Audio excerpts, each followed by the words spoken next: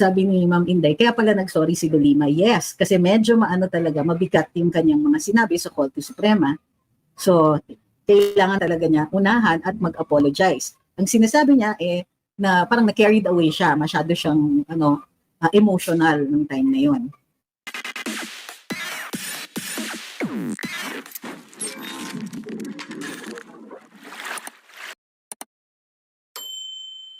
Ang topic natin po ngayon, mukhang marami po kasing nagtatanong tungkol doon sa tatlo.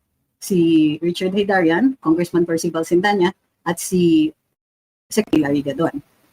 So, umpisa na po tayo.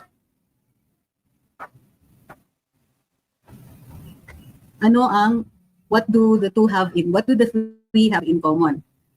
Sa araw na ito, mayroon pong mga kaso na ihinanda or at least na publicized na ihinanda at final ngayong araw na ito laban sa tatlo. Hindi pa tayo yung kay Attorney Gadon kung na-file na. Ngunit,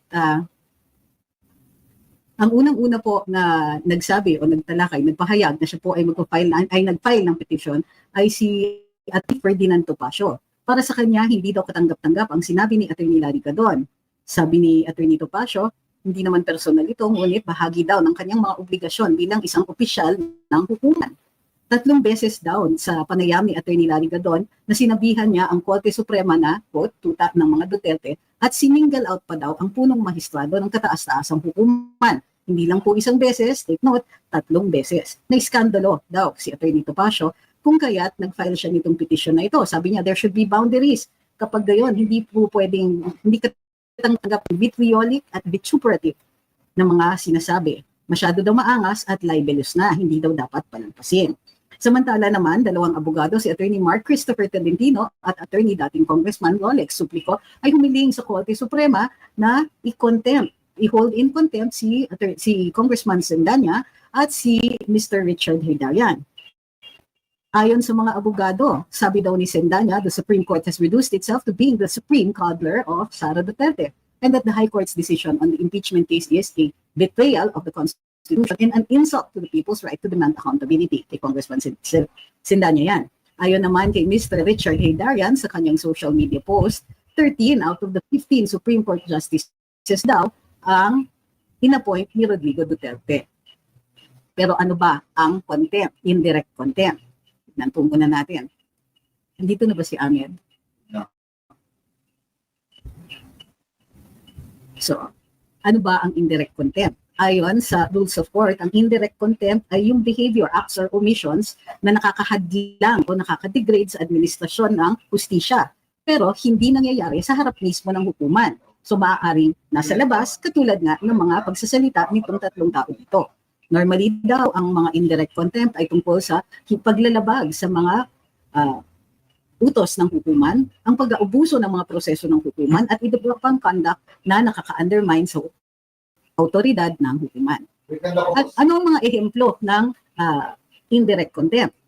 Sa In re Alfonso Ponce Enrile noong 1967, sabi ng Korte Suprema, si Alfonso Ponce Enrile ay na-cite in indirect contempt bilang isang batang abogado nang gumamit ng disrespectful or insolent language sa kanyang sinumite sa Korte Suprema. Ito daw ay nakaka-undermine ng judicial authority at ito ay indirect contempt. Pangalawa, publishing false or malicious reports tungkol sa mga proceedings. May isang newspaper publisher, si Charles J. Kelly, sa kasong In re Kelly noong 1919, ay nag-imprenta ng isang sulat na nag-aakusa sa Korte Suprema ng bias sa isang land dispute. Ayon dun sa sulat, ay pinapaboran daw ng Korte Suprema yung pare na may-ari ng mga lupa na yon. Hinold si Charles J. Kelly in indirect contempt for attempting to sway public opinion against the judiciary.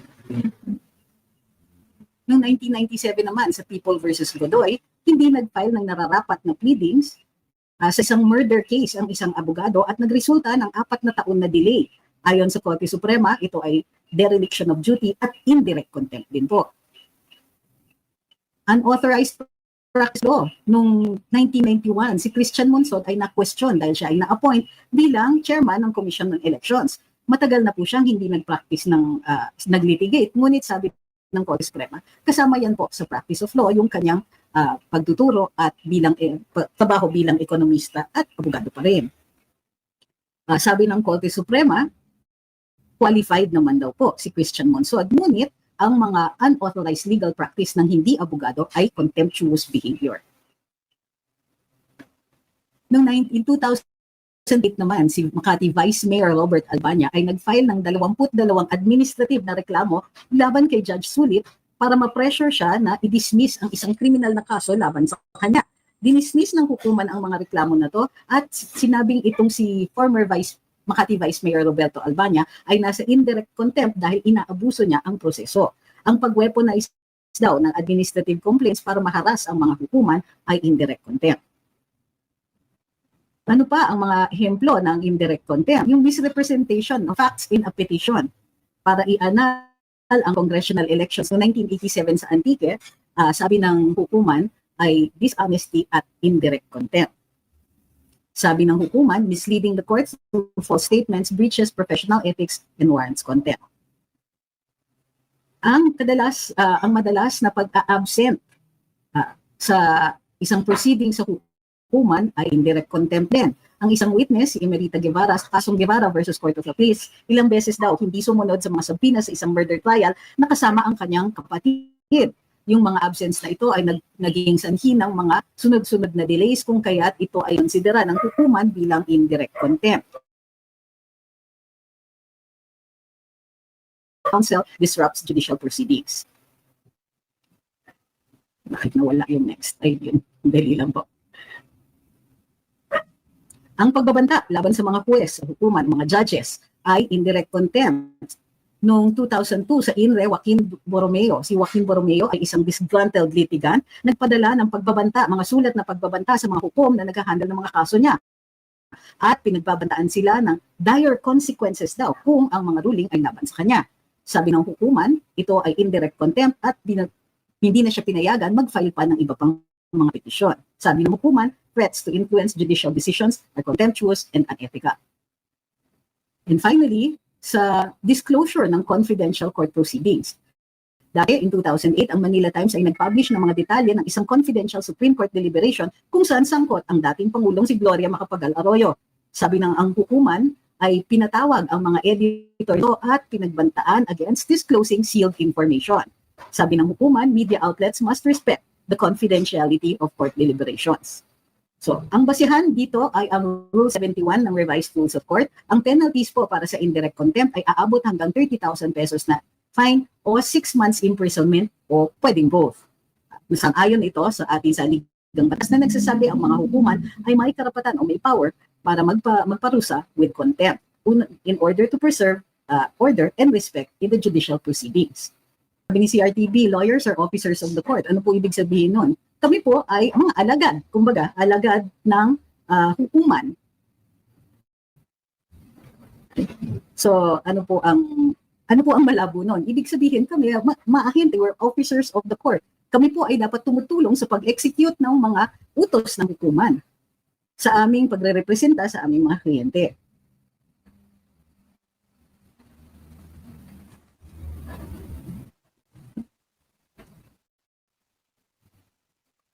Sabi ni Ma'am Grace, dun sa mga senators and congressmen who want to continue proceed with impeachment of VP Sara, pwede po ba silang kasuhan because of R. 8386?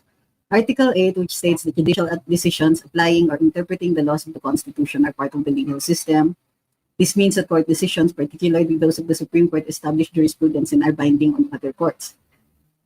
Okay, ganito. Ang mga desisyon ng pinakamataas na hukuman, lalong pag ito ay penal na, become part of the law of the land. So anong ibig sabihin nan? Kailangan nilang sumunod. Pero when it becomes final, sa ngayon po, kini-question nila. Sabi ng House, sila po ay mag-file ng motion for reconsideration. Kapag sila po ay nag-file, even if it is immediately executory, ito po ay hindi pa final. Dahil mayroon silang final na motion for reconsideration and habang hindi pa po nag-rule ang Korte Suprema, yan pa po ay considered an open case.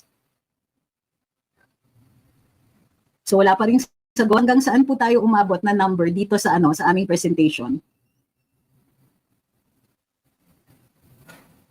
Hintayin ko yung kasagutan bago kayo sagutin sa inyong mga katanungan. Tingnan naman po natin ang mga komento dito sa TikTok.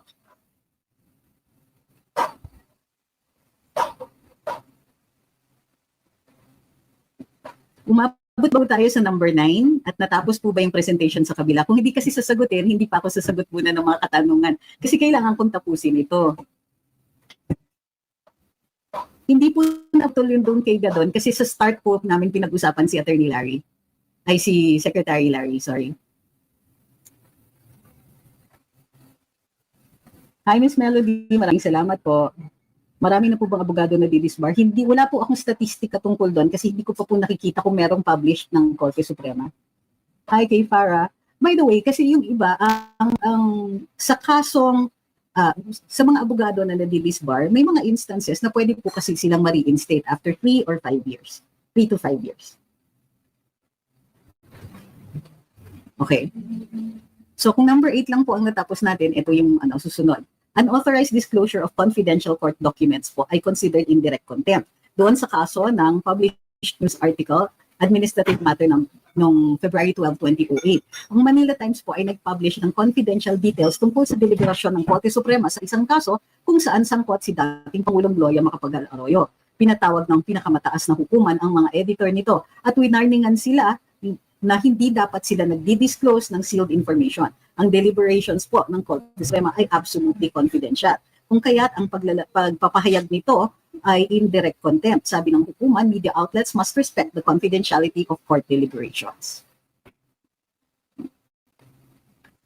And finally, ang basihan para sa ating mga ito ay of course yung mga kaso na niresolba ng kasama po dito ang penalties na fine of 30,000 pesos. Okay. Ang mahalaga dito, courts prioritize judicial dignity over pure measures. Ano ibig sabihin nito? Ayaw ng Korte Suprema, ayaw ng hukuman or the entire judicial system, ayaw nila nang nag-oppress o nagkokontak, pinaliliit ang espasyo natin para sa malayang pagsasalita at pagpapahayag. Ngunit, i-enforce nila ang mga rules tungkol sa pagiging pagre-respeto sa hukuman at pagiging factual. Okay, now we will take your questions.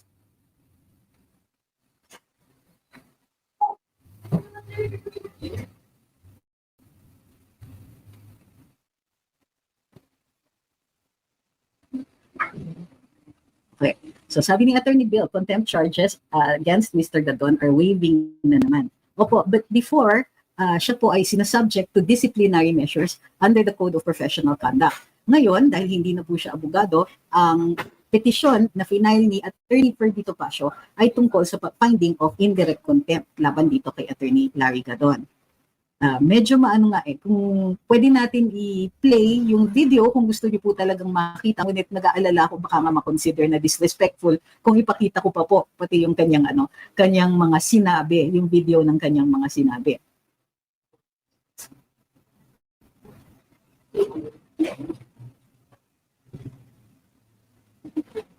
Manix Ford says, di kaya marami na ayuda, X, at iba pa natanggap si Gadon, kaya okay lang lahat sa kanya malapas tangan sa Supreme Court. Wala po akong ebidensya dyan.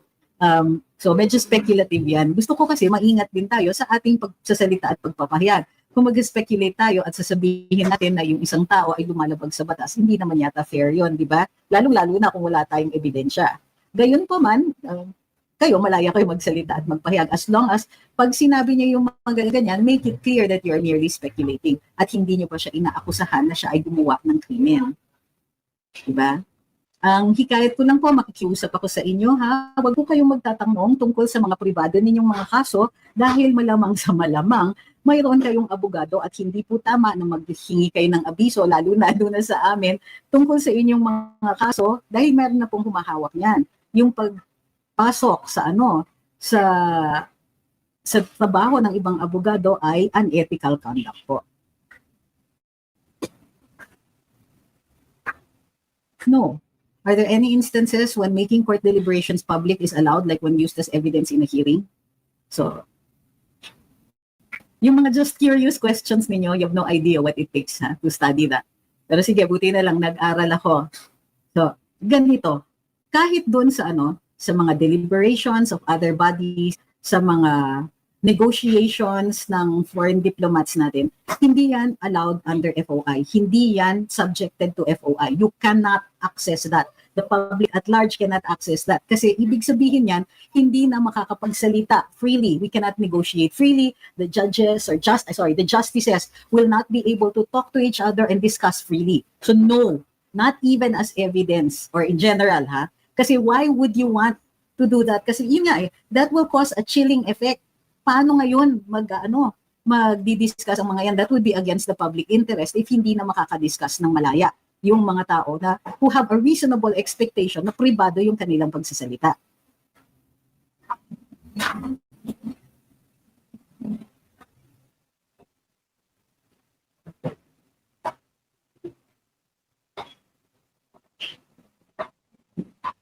Gusto ni Godfather mag-indulge ako in speculation na what if ganyan ang gusto nila maghikayat. Ang layo naman kasi wala tayong reasonable evidence to indicate that we can even think this way. You can say that, in the realm of possibility, pero hindi kami sasali dyan. There's not enough evidence for us to indulge in it. At saka mga ganyan, masyadong conspiracy theory na hindi pa sila suportado ng kahit anong ebidensya. So, I would like to indulge, but you're going to have to give me evidence, at least a little bit, para pumunta tayo dun sa ganyang klaseng kathang-isip.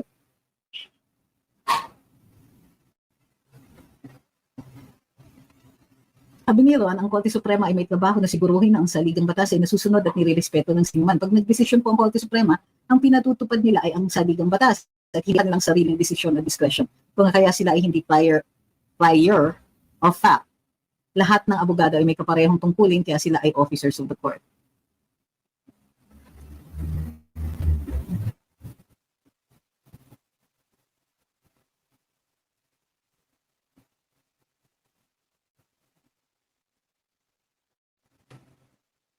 May legal standing ba si Topacio to file indirect contempt? Lahat po sila. Bilang nga, ay ang ginamit nga niya pong standing ay bilang officer of the court.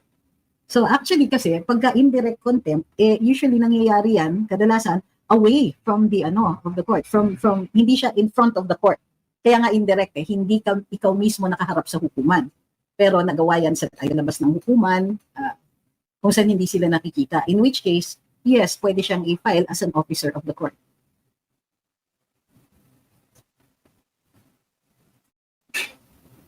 Ano po sa tingin nyo bakit inunang desisyon, speculation na naman desisyon na ng Supreme Court ang impeachment ni VP kaysa sa GAA na national interest? Bakit iisipin ninyo that they are competing with each other? Lahat yan ay sa hukuman. Ngayon, kung yan po ay dumaan muna sa isang dibisyon, maaaring depende yan sa kalendaryo ng dibisyon. Kung ito naman ay parehong nasa NBank, depende din po yan sa kalendaryo ng bank. Hindi yan yung ay mas importante to, uunahin ko to. Kadalasan ang mga inuuna ay yung mga time bound. Yung when time is of the essence, yung significant elemento ng oras, but not even in all cases nagiging ganon. Sometimes it's really just the calendar. Kasi ang nakikita ko, nag-speculate kayo na baka pati yung pag-uuna na pagdesisyon na ng hukuman dito ay mayroong meaning. Posible rin po kasi na walang meaning. Posible rin po kasi na it's just the calendar. And alam niyo naman, di ba, yung pagdating sa logic, the simplest, most ordinary reason usually is the right one.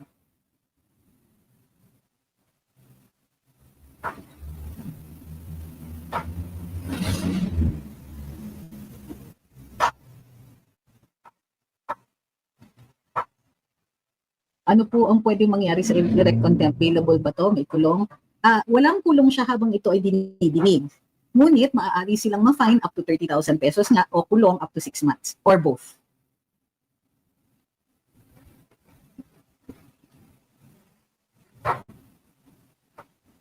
Hindi first come, first served ang proseso dyan sa Supreme Court. Hindi porket na una yung docketing and filing ng isang kaso, ayun ang mauunang marisolba. Same is to the lower courts. Ito ay ayon kay Attorney Bill Ryan Rances.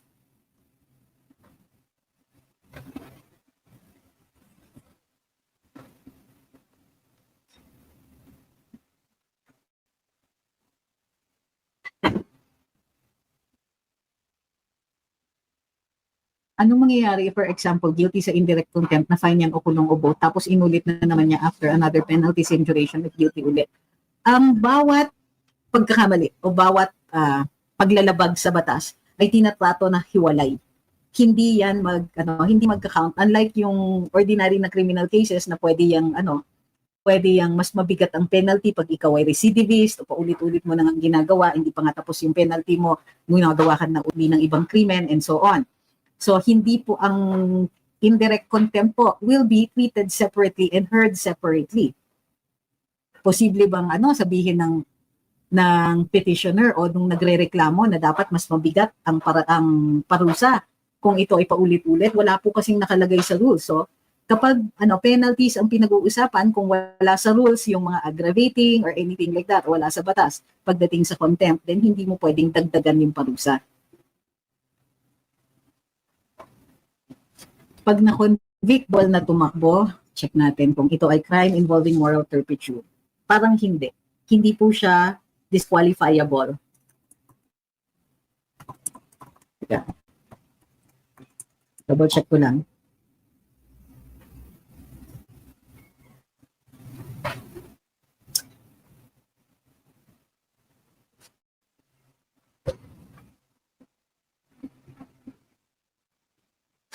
Hindi siya nasa electoral rules. Habitual. Walang habitual offense sa contempt because it's not in the revised penal code po. So hindi nag-a-apply yung rules ng criminal behavior or yung dun sa provisions ng revised penal code. Yung mga recidivist, habitual offender, etc. are for crimes in the revised penal code po.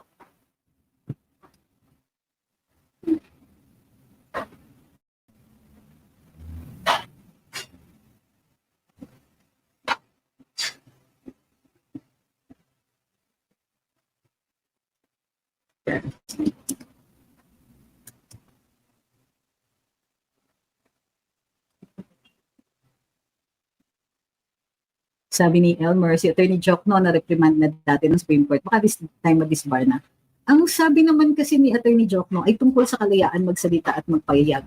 Hindi ko po naaamos, nakikita na ito ay posibleng maging contemptuous behavior.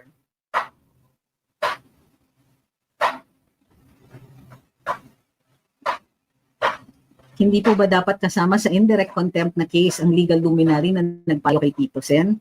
I don't think so. Kasi nga, it has to be behavior na direct, kumbaga, wala kasing conspiracy to commit contempt eh.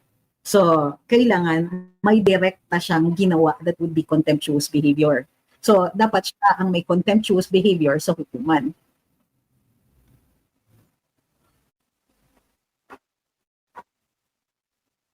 Sabi ni Rizology, if ever the Senate votes as a whole to proceed with the trial of VP, are they violating the law since the Supreme Court decision forms part of the law of the land? If it is final, diba? Ulitin ko kasi next time po hindi ko babasahin yung mga katanungan na nasagot na. So uulitin ko. Kapag nag-final yan, but here's the rub eh. Ang problema dito is that it might cause a constitutional crisis. Hindi po talaga yung simply violating the law or this would be criminal behavior because this is a co-equal branch. So mayroong mga ganong klaseng complications. Now, the Constitution is clear. Sa jurisdiction ng pinakamataas na hukuman na mag-decide ng cases of grave use of discretion. Pero sinasabi ng Senado, sila ang sole prior. Sila po ang kaisa-isang hukuman, so to speak, na mag-decide ng mga issues tungkol dito sa impeachment. Doon sa House, hindi nila pwedeng erase yung argumento na yon dahil nag-participate sila doon sa kaso ni VP Inday. Naggawa sila ng comment, nag-comply sila sa mga utos ng hukuman except for 4 questions. And so that defense is no longer available sa kanila. The problem is nga, a possible crisis. Ano ang mananaig? Sino ang susunod? Gagalaw ba ang ehekutibo? Kailangan nilang mamili kung which body ang tutulungan nila to execute the rules or to execute the penalties, if any, or to exempt the person from penalties, if any.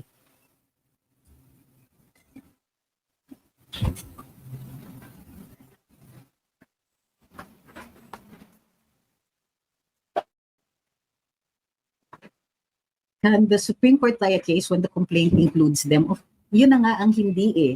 Kaya nga po, ang mga justices ng Supreme Court, impeachment po ang pwedeng pagdaanan. Ngayon, kung may criminal case sa kanila, baka unahin pa rin ang impeachment, di ba? Lalong-lalo na if it is a high crime.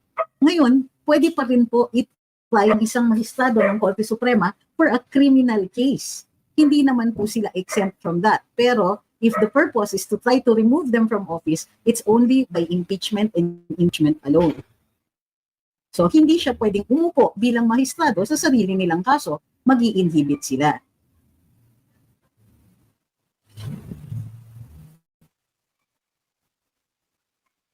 Sabi ni Ma'am Inday, kaya pala nag-sorry si Dolima. Yes, kasi medyo maano talaga, mabigat yung kanyang mga sinabi sa Korte Suprema.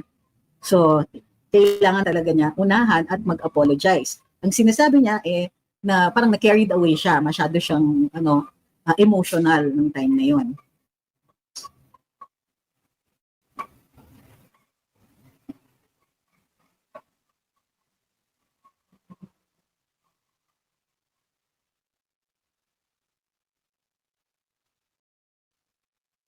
Sabi ni Fred, kaya po pala pinilit nilang i-impeach si VP Sara kahit sa maraming avenue para sampahan si VP kasi kahit po pala makonvict si VP para sa makakatakbo pa din siya as president na for sure mananalo siya.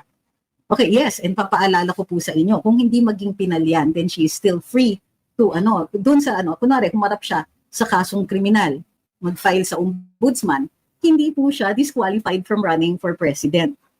Gets nyo? Okay na? Di ba di ba dati galit na galit kayo at gusto ninyo na disqualify ang mga kandidato na humaharap pa lang sa kaso kahit hindi pa po lumalabas ang judgment o resolution ng mga kasong yon. Kasi sinasabi ng saligang batas, yung mga qualifications should have all of the qualifications and none of the disqualifications. So kung hindi ka pa disqualified by virtue of your conviction by final judgment, pwede ka pang tumakbo. So ngayon nakikita nyo na yung value nun, nakailangan may final judgment bago ma-disqualify ang isang kandidato. So, tandaan ninyo, galit na galit kayo nung yung kandidato ayaw ninyo. Pero ngayon, you see the value of the constitutional safeguard.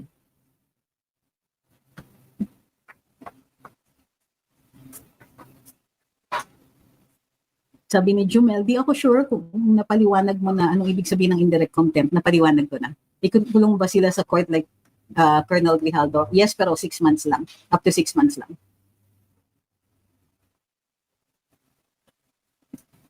Hindi pwede silang maging mabagsik. Okay, sabi ni Jumel, sana ang daming naglapastangan sa Korte Suprema, sana maging mabagsik din sila this time sa kanila. Hindi po pwede. The court can only be fair. It cannot be fierce. It can only oblige. It can only execute. They can decide based on law and jurisprudence. They can decide based on plus by applying that in a logical and fair manner. So yung mga may galit, may ganyan, it's not, baka hindi sila maging fair pagka emotional ang response. So the best that the court can do is what we call to be objective. Hindi pwedeng matapang. Kasi baka ang mangyari maging severe naman ang penalty sa isang party at hindi magiging severe sa ibang mga partido naman. Sit, Sir Veros. Dion?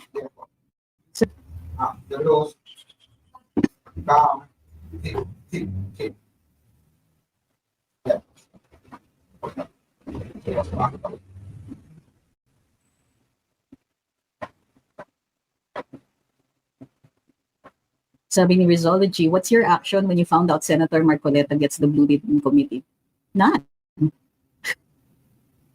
Alam nyo, because it's politics. I mean, I'm glad that Senator Marcoleta is Blue Ribbon. But for me, kasi there's so much politicking that goes on in these collegial bodies that I don't want to be emotionally invested in anything there. Sabi ni Raul, is it correct to say that the fourth impeachment complaint was deemed unconstitutional because the first 3 complaints were not referred to the Committee on Justice? It was the inaction on the 3 complaints that paved the way for the 4th one, di ba? So ang sinasabi ng hukuman dito is, in doing so, they tried to avoid the 1-year bar rule. Hindi na lang nila pinansin, tapos dinismiss nila para ang manaig ay yung ika-4. Ngayon, again wala akong nakita, may pinakita na ika-4 na impeachment complaint. Ang ginawa nila ay mga kongresista mismo ang nagpasimuno ng reklamo at binasi nila ito daw doon sa 3 naunang reklamo. So, ang dapat ginawa nila ay inaksyonan yung 3.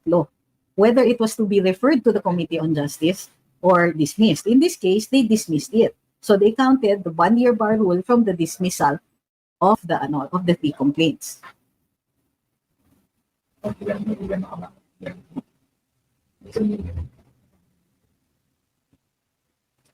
Sabi ni Perlito, correct po ba na after ombudsman din sa Sandigan Bayan, it will take long years the case. After that, may appeal sa Supreme Court kaya pwede pa CBP inday sa 2028.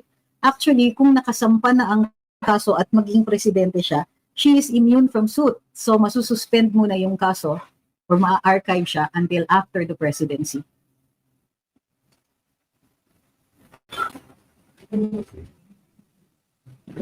Salamat kay Andresa, kay Melody Fair, kay Kabayan News.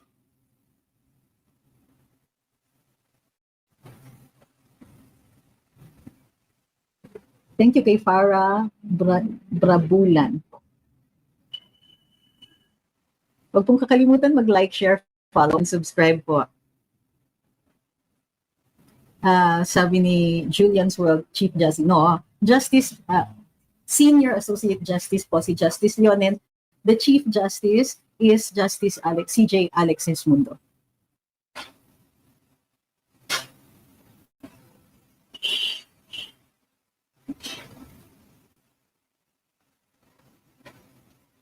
Sabi ni Sir Bill, ni Attorney Bill, abangan po natin ang chemistry ng Senado. Hopefully, mas productive sila ngayon. Excited din ako malaman anong gagawin ni Senator Marcoleta as Blue Ribbon Committee Chair. Wala pong double jeopardy ang impeachment, pero particularly since hindi naman na-discuss ang mga merito nito doon sa Senate trial. So, kung ihahalin tulad ang impeachment sa isang criminal na kaso, kapag ang filing po sa piskalya ay ma-dismiss siya sa piskalya, then wala pong jeopardy na nag-a-attach. Ang jeopardy mag-a-attach lang po sa trial, after trial. So, hindi po siya magiging issue. They can file the same except for one. Hindi pwedeng i-file yung Article 4 sa Articles of Impeachment na nag-aakusa ng mga impeachable acts that were committed when she was Vice Mayor and Mayor of Davao City. Hindi po pwede yan. Sinabi ng Korte Suprema, hindi. At dapat kung mag-a-allege ng mga krimen, kailangan yung nasa level ng high crimes. So, hindi ko sure kung mapapasok din sa impeachment complaint sa susunod yung tungkol dun sa impossible crime of grave threats in this case. Quote-unquote yan dahil syempre wala pa nang hahatol tungkol dun sa issue na yan.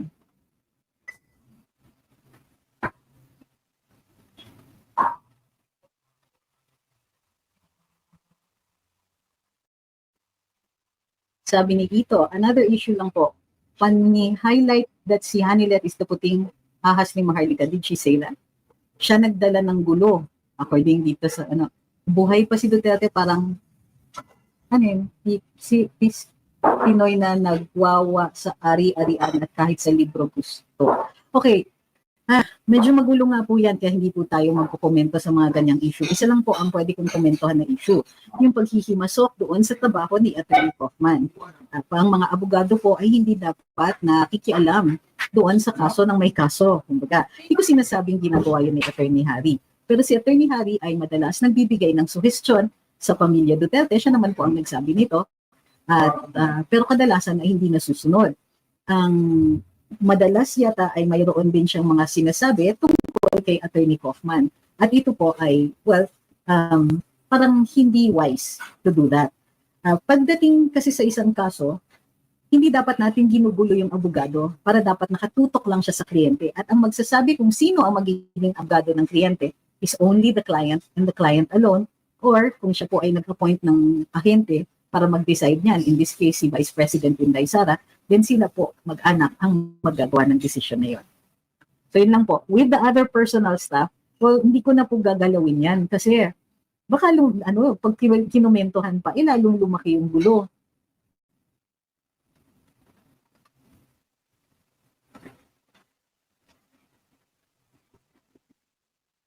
Sabi ni John Luis, nung kainitan ng People versus Web et al., sinabi po sa isang interview ni Attorney Raymond Fortune na ang double jeopardy ay nag-uumpisa po sa pagbabasa ng sakdal. And I correct in how to understand.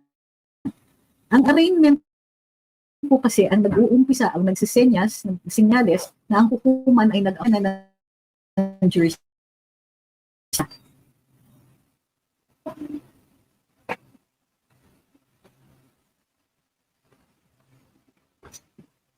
Sabi ni FGC, as Kuna said, it's the free complete. Okay, ganito po yun, no? Sa ngayon, kahit paanong sabihin ng sino mang dalubhasa o hindi dalubhasa, wala na pong bearing yan at naggawa na po ng desisyon ang pinakamataas na hukuman, and it is immediately executory. Maaaring mag-file ng motion for reconsideration ang House of Representatives. Pero kahit ano pa at kahit sabihin nyo pa na relevant at sa tingin ninyo ay reasonable ang mga haka-haka ng ibang mga dalubhasa o ibang mga legal luminaries, the court and the court alone will decide this. And the court has spoken. So kahit i-argue nyo po yan sa akin, hindi naman po ako yung hukuman. So itong interpretation at kumabol din si Justice Astuna na ito ay kumbaga academic discussion lang po. Hindi ito intended to cast aspersions on the Supreme Court or sabihin na mali ang Korte Suprema para ma-undermine ang authority nila. Dahil yan nga po ang indirect contempt. Abogado pa po ba si attorney? Oo naman, abogado siya. Hindi naman po siya natanggal sa pagka-abogado. Okay naman siya. And in fact, even in the legal profession, kinikilala natin si Attorney Harry ay dalubhasa, magaling yan na abogado.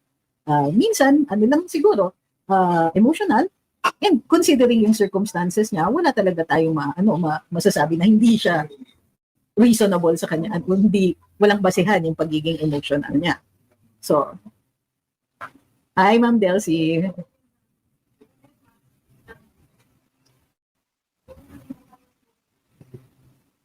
Appoint. Sabi ni Ponyos, I believe it's about time the Duterte family appoints a spokes for PRD's whereabouts. Ani, let's say that Kaufman regularly visits has put so much malice on the defense team.